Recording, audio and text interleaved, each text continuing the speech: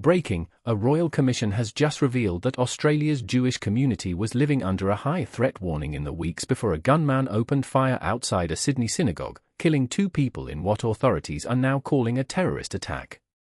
Tonight, we're learning that critical security gaps may have contributed to this tragedy.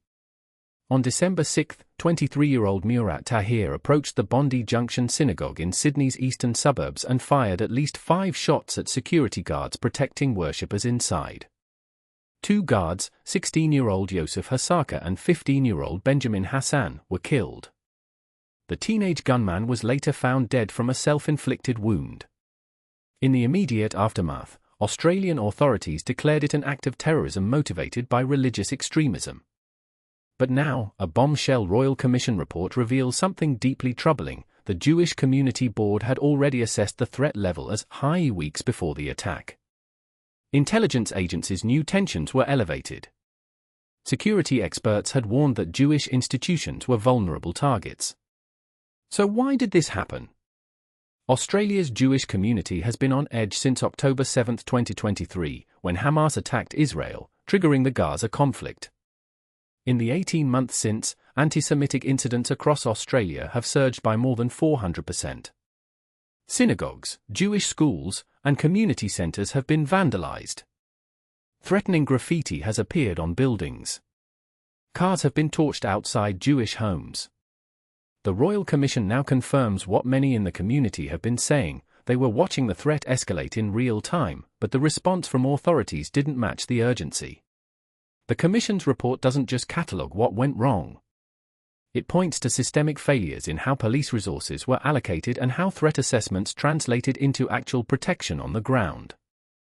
The Royal Commission's findings have sent shockwaves through Australian politics and law enforcement.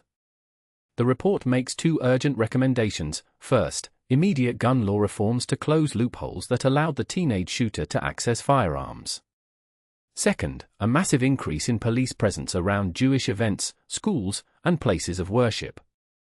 Australia's Prime Minister has called the findings deeply concerning and pledged swift action. Opposition leaders are demanding accountability from law enforcement agencies. Meanwhile, Australia's Jewish community leaders have issued emotional statements. One rabbi described the report as validation of our fears but added that 2 young men are still dead, and no inquiry can bring them back. Security experts are now warning that other vulnerable communities may face similar gaps in protection. The Council on American Islamic Relations has also voiced support for increased security funding, noting that mosques have experienced their own surge in threats. What happens next could reshape how Australia protects minority communities. Parliament is expected to fast-track new gun control legislation within weeks.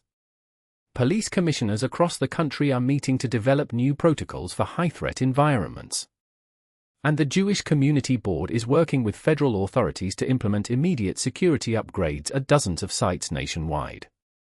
Investigators are still examining how the shooter radicalized and where he obtained his weapon. This tragedy has exposed uncomfortable truths about threat intelligence and community safety. When warnings go unheeded, lives are lost. Stay informed. Stay ahead. This is Viral News Hourly.